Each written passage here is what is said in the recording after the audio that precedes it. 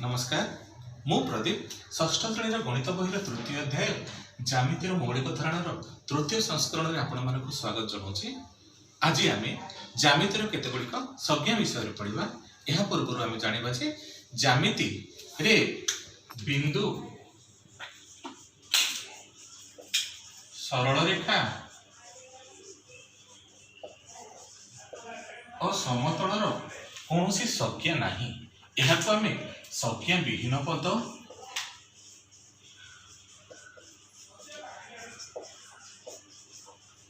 बा मौलिक पद बोली कहबा। यह कौन कहबा? संज्ञा विहीन पद बा मौलिक पद। यह क्या प्रमाणित करथिले? यह प्रमाणित करथिले यूक्लिड। यूक्लिड होचंती ज्यामितिर जनक। आमे जो वर्तमान जे ज्यामिति पढ़ुचो ताको आमे यूक्लिडीय ज्यामिति बोली कहू।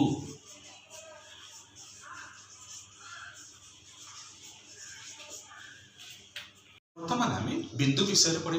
यह पूर्व मु तुमको कहीदेली जे बिंदु गोटे संज्ञा विहीन पद बा मौलिक पद, किंतु तुमे माने छोट पिला माने तुमको जानिबा भलिया गोटे संज्ञा तयारी हेची। से होची पेंसिल बा कलमर मनरे कागज पृष्ठ रे गोटे दाग दे ताको आमे कहि परिबा बिंदु। गोटे एटा होची गोटे पेन रो मन भाव, एटा गोटे कागज पृष्ठ ली भाव, एटी मु दाग दे ताको मु कहि परिबी गोटे बिंदु। यार अन्य एक संज्ञा अछि देखा जायछि, ध्यान देबा। दुईटी रेखार छेदक को आमे बिंदु बोली कहिबा।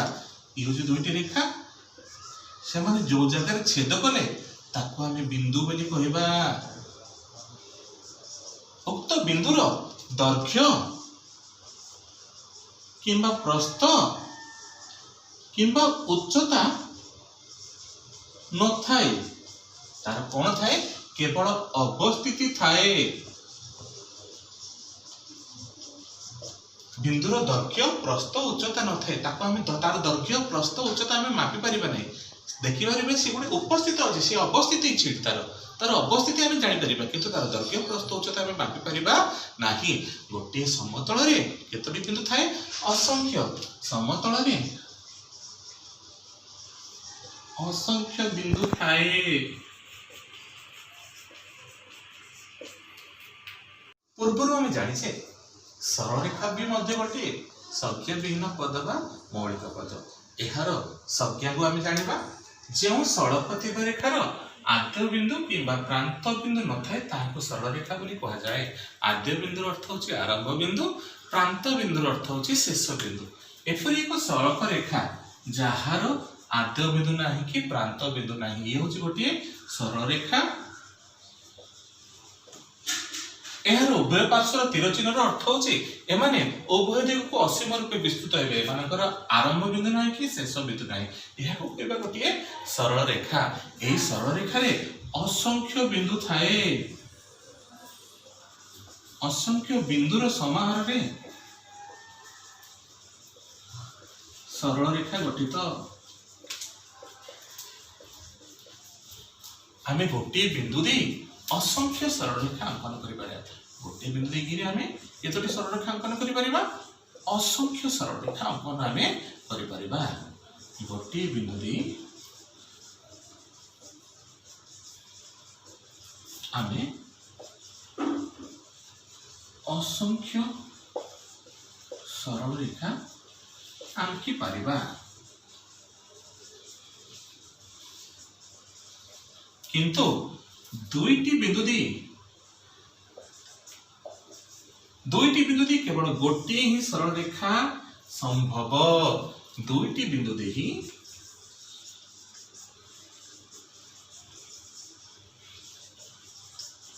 गोटे सरल रेखा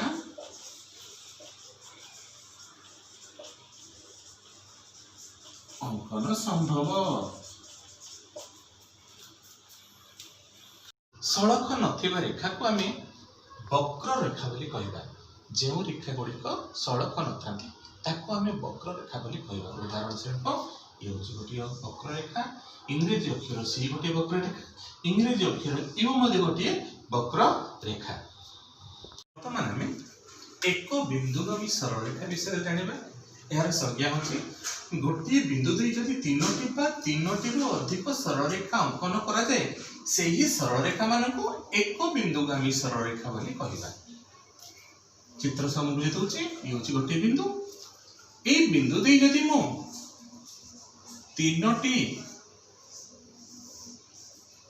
तीनोटी बा तीनोटीरु अधिक सरल रेखा जदि अंकन कली एही सरल रेखा मानकु मु कहिबी एक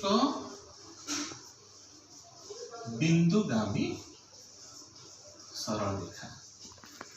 कारण यही चारोटी सरल रेखा यही गोटे बिंदु दे गति करछन्ते तेणु कह जाए एक बिंदुगामी सरल रेखा। परस्पर छेदी सरल रेखा काहू कह जाए ता विषय में जानिबा। जदि दुईटी सरल रेखा परस्पर को जदि गोटे बिंदु रे छेद करिवे सेही दुईटी सरल रेखा को हमें परस्पर छेदी सरल रेखा बोली कहबा। ये होची गोटे सरल रेखा जार नाम होची AB, ये गोटे सरल रेखा जार नाम होची CD। एमाने परस्पर को गोटे बिंदु रे छेद कले से बिंदु रो नाम होची O। जेमु बिंदु रे छेद कले से बिंदु को हमें छेद बिंदु बा साधारण बिंदु बोली हमें कहबा। AB सरल रेखा और CD सरल रेखा परस्पर को O बिंदु रे छेद कले तेणु ये दुईटी सरल रेखा आम कहबा परस्पर छेदी सरल रेखा और O होची यार छेद बिंदु बा साधारण बिंदु। परस्पर छेदी सरल रेखार ठीक विपरीत होची हम समांतर सरल रेखा जार संज्ञा होची समतल उपरिस्थ जो सरल रेखा मानकर कौन छेद बिंदु बा साधारण बिंदु न थाए। ये होची गोटे सरल रेखा AB, ये होची आ गोटे सरल रेखा जे होची CD। एमाने उभय पटे असीम रूपे जदि विस्तृत हेबे एमाने कौन सी जगह भी परस्पर को छेद करि परिबे नाही। एही सरल रेखा मानको आमे समांतर सरल रेखा बोली कहिबा। समांतर संकेत होची ये होची समांतर संकेत आप आमे लिखिबा AB सरल रेखा समांतर CD सरल रेखा। यार अर्थ है AB और CD होची दुईटी समांतर सरल रेखा एमानकर कोनोसी छेद बिंदु नाही। जदि छेद बिंदु थाए ताको आमे परस्पर छेद सरल रेखा बोली आमे कहिबा। वर्तमान आमे एक रेखीय बिंदु काहाको कुहा जाय ता विषय पढिबा। जदि समतल उपरे थिबा तीनोटी बा तीनोटी रो अधिक बिंदु एक रेखार जदि उपरिस्थ थिले सेही बिंदु मानको आमे कहबा एक रेखीय बिंदु। यार अर्थ है समतल उपरे जदि तीनोटी बिंदु अछि तीनोटी बा तीनोटी रो अधिक बिंदु A B C D Charoti बिंदु अछि हैला। ए बिंदु देखि मोडे जदि सड़क रेखा अंकन करि पारिले ए बिंदु चारोटी गोटे रेखार उपरिस्थ रहिले तेणु ए बिंदु मानको आमे कहबा एक रेखीय बिंदु। एहर अन्य एक उदाहरण अछि मन कर C D E F G ये होचे पांचटी बिंदु।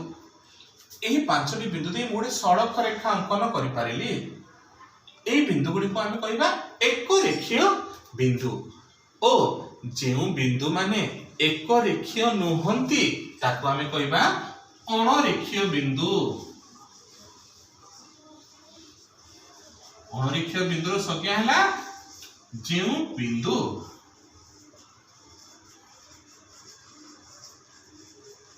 गुडी को एक रेखीय नुहंती सेही बिंदु माननको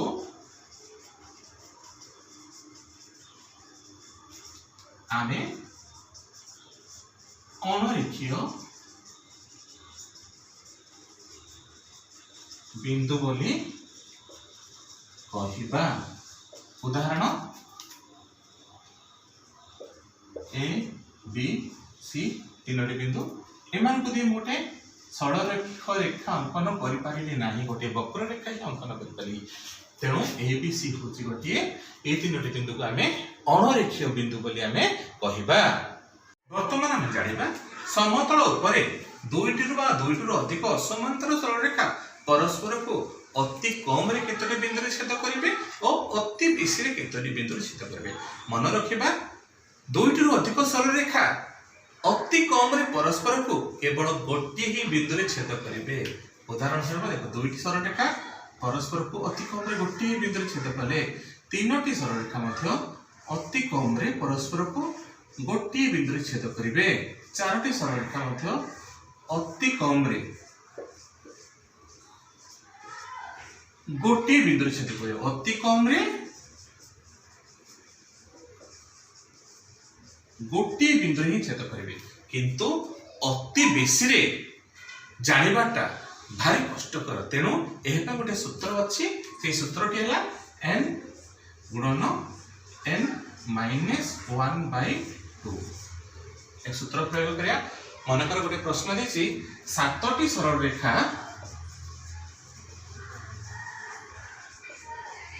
अति बेसी रे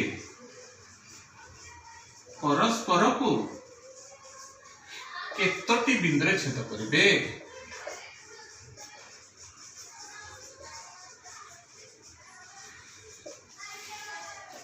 अति कम रे गोटे ही कथा अति बेसी रे मु 7टी सरल रेखा अंकन करिवे परस्पर छेद करिवे एहा भारी कष्ट साध्य जिनिस। तेणु मु ए जगह गोटे सूत्र पके देबी एम जगह मु 7 पकेबी। 7 सूत्रटा मिटे पके देछि 7 गुणन 7 ऋण 1/2 7 गुणन 7 रो 1 बोले केते 6/2 742/2 21।